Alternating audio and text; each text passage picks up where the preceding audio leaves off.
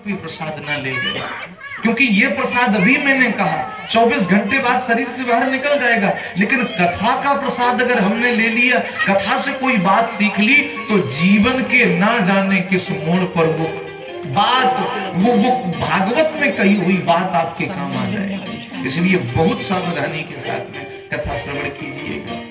मैं सदैव कहा करता हूं, कथा में कुछ देना चाहिए, कुछ लेना चाहिए। बस इतनी बात सुन के मैं बस विश्राम कर रहा हूं। कथा से कुछ लेना भी है, कर रहा था कि कथा से कुछ लेना भी है और कुछ देना भी है। अब देना क्या है और लेना क्या है, थोड़ा ये समझने की बात है। क्या लेना और क्या देना।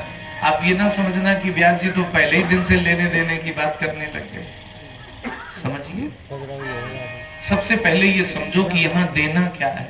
ठीक है, आप अपना दक्षिणा वगैरह चढ़ाओगे, वो एक अलग विषय है। तो आपकी श्रद्धा होगी तो चढ़ाओगे, नहीं होगी तो नहीं चढ़ाओगे, आप कितना भी बोलते रहे। सबसे पहले समझो कि देना क्या है। आने वाले दिनों में जब भी घर से यहाँ चल के आओ तो रुपया पैसा फूल इत्यादि या फिर क्या नाम है प्रसाद चढ़ाना हो तो ठीक है, लेकिन एक चीज है जो जरूर चढ़ाना, आपके जीवन के जितने भी खोट हो, दुर्व्यसन हो, बुराई हो, अगर आपको लगता है कि मेरे जीवन में ये बुराई है, ये खोट आई है जो समाज में मेरा नाम खराब कर रही है, गांव के बड़े बूढ़ों के सामने मेरा नाम बर्बाद कर रही, या फिर मेरे ही शरीर को बर्बाद कर रही है, वो बुराई, वो नशा, वो खोट, वो दुर्व्यसन, अगर आपको लगता है ये नशाखोरी, ये खोट, ये दुर्व्यसन, ये बुराई मेरे अंदर है, तो उस बुराई को, उस नशे को, उस खोट को, उस दुर्व्यसन को यहां लेकर के आना और भागवत भगवान के चरणों में डाल करके कहना कि हे बांके बिहारी, हे मेरे प्रभु, आज के बाद मेरे अंदर ऐसा सामर्थ्य देना कि ये नशा, ये बुराई, ये दुर्व्यसन, ये खोट मेरे अंदर हावी नहीं त्याग दे। आज के बाद मेरे जीवन में ये कोई भी असर ना दिखा पाए। अगर हमने अपने जीवन की बुराई को यहाँ छोड़ दिया, अगर हमने अपने जीवन के नशे को यहाँ छोड़ दिया, अगर हमने अपने जीवन की लत को, बुराई को यहाँ छोड़ दिया, तो मैं विश्वास के साथ में कह रहा हूं, जब पंडाल से आप उठ करके कथा सुन के जाओगे तो सिर्फ आरती और प्रसाद लेकर के नहीं, यहां से जीवन भर का आनंद लेकर के जाओगे, आनंद लेकर के जाओगे। और आनंद परमात्मा है। इस मानव जीवन का लक्ष्य ही है आनंद की खोज। इस मानव जीवन का लक्ष्य बड़े बड़े महल बना लेना नहीं है, बड़ी बड़ी गाड़ियां खरीद लेना नहीं है, राठ जैसे शहर में, हमीरपुर जैसे महाराज उस जिले में बहुत ऊंची बिल्डिंगें बना लेना इस मानव जीवन का श्रेय नहीं है। ठीक है, वो भी व्यक्ति करता है, वो भी करना चाहिए, लेकिन मानव जीवन का श्रेय अगर कुछ है तो वो सिर्फ ये है कि अगर हमें मनुष्य जीवन मिला है तो कैसे भी करके भगवान से प्रेम हो जाए, बस, ताकि हम आवागमन के चक्कर से छूट जाएं, 84 के चक्कर से छूट जाएं, बार बार जन्म, बार बार मृत्यु के चक्कर से छूट जाएं। बस इसीलिए मानव जीवन मिला है।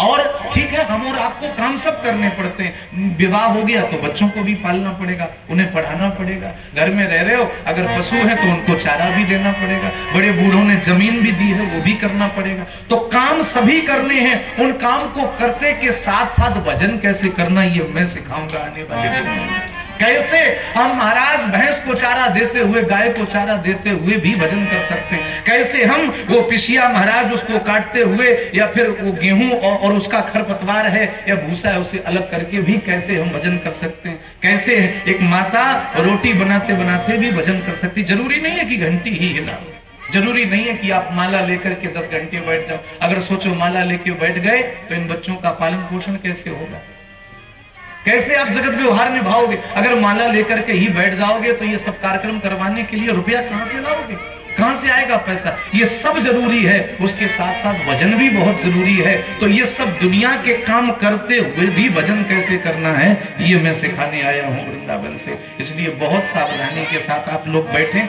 एक मैं निवेदन और करूंगा, आप चाहे कथा आधा घंटा सुनना, चाहे 1 घंटा सुनना, या 2 घंटे या 4 घंटे, जितना आपके पास समय हो, लेकिन एक बात ध्यान रखना, अगर आप अपने घर से यहाँ आकर के सिर्फ आधे घंटे के लिए बैठे हो तो फिर यहीं के होके रह जाना। ये नहीं कि शरीर यहाँ बैठा है और महाराज मन उधर घर में बैठा है, शरीर यहाँ बैठा है और मन महाराज कहीं बाजार में चप्पल जूते खरीद रहा है या रसगुल्ला खा रहा है। तो फिर कथा नहीं समझ में आएगी।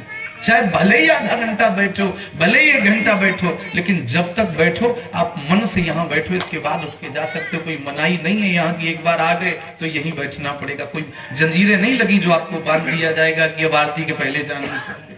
लेकिन जब तक बैठो बिल्कुल यहीं के होकर के बैठो। ये कुछ नियम है जो मैं सिखा रहा हूँ आपको आने वाले दिनों के लिए। वैसे ये नियम तो बाहर जाते तो सब लोग सुनते तो अच्छा रहता, लेकिन क्या करें, साउंड